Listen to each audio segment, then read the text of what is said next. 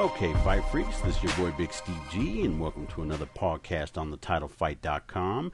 We're going to recap a very good weekend for boxing, and we're going to start with the Friday Night Fights main event from Atlantic City, New Jersey. Top 10 lightweight contender, hammering Hank Lundy, took on dangerous veteran Ray Beltran in a 10-round lightweight bout. Lundy was looking to move closer to a title shot, and it appeared he took Beltran lightly as he came in over the 135-pound weight limit for this fight, and it took him 4 tries before he was finally able to make the contracted weight. From the opening bell, Beltran came forward, being the aggressor and putting hard pressure on Lundy.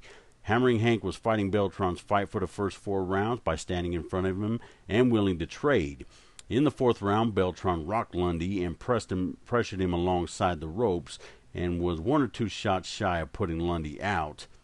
At the end of the round, both men traded left hooks at the same time, which both staggered each other.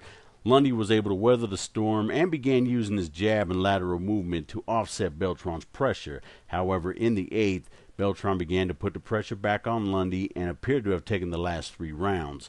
With Teddy Atlas being in London to cover the Olympics, fans were able to score the rounds on Facebook, and they scored the fight for Beltran by a 2-point margin. Beltran has been on the short end of many close decisions in the past, and he felt the only way he could win this fight was by knockout, as he was fighting a top 10 contender in basically his backyard, as Lundy is from Philadelphia. When the scores were read, Beltran would be awarded a majority decision victory. This was a very close fight, and I felt Beltran pulled it out, and it's very good to see the judges got it right. There wasn't any complaining from Lundy, as he knew he was a beaten man, and he showed Beltran a lot of respect after the decision was announced, and he showed a lot of class in defeat. Okay, let's move on to the Showtime doubleheader from San Jose, California. In the co-feature, top prospect Shawn Porter took on veteran Alfonso Gomez in a 10-round welterweight bout. This was a big test for Porter as he stepped up in competition to face the tough veteran in Gomez.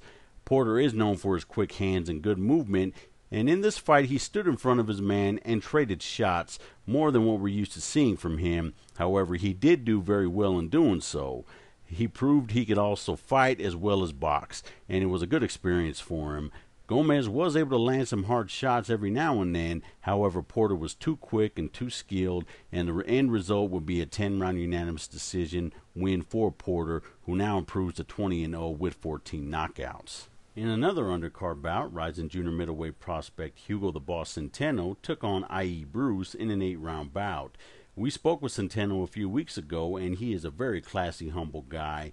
In this fight, he dominated the bout with his quick jab and combinations. He definitely lived up to his nickname, The Boss, and he controlled this fight en route to a unanimous decision victory. In the main event, former champion Robert "The Ghost" Guerrero returned to the ring for the first time in 15 months, taking on unbeaten top contender Selcuk Aydin for the WBC interim welterweight title. Guerrero jumped 2 weight classes to take this fight. Aydin is basically unknown in the U.S. and really wanted to win this fight to get some U.S. exposure. Guerrero has been on an emotional roller coaster over the last couple of years, with his wife Casey battling cancer, as well as him being sidelined from the ring due to a shoulder surgery. His wife was able to beat cancer via bone marrow transplant, and she is 100% healthy, and she was in attendance along with the young woman who donated her bone marrow. You can't help but feel inspired by their story. In the ring, Guerrero appeared fresh, and there didn't seem to be any ring rust. He controlled this fight with good crisp boxing and lateral movement. Aydin was game and kept coming forward, landing some decent shots of his own. However, this was Guerrero's night, and he was the better man, earning a 12-round unanimous decision, which earned him the interim title. Guerrero has put himself in line to face Floyd Mayweather upon his release from jail. And speaking of Floyd Mayweather, it has been reported that rapper 50 Cent has obtained a boxing promoter's license in New York and is hoping to promote Mayweather when he is released from jail. I'm not sure how this is going to play out, but it would be interesting to see. Well, that does it for this session, Fight Freaks. Until next time, this is your boy Big Steve G. Have yourself a good one.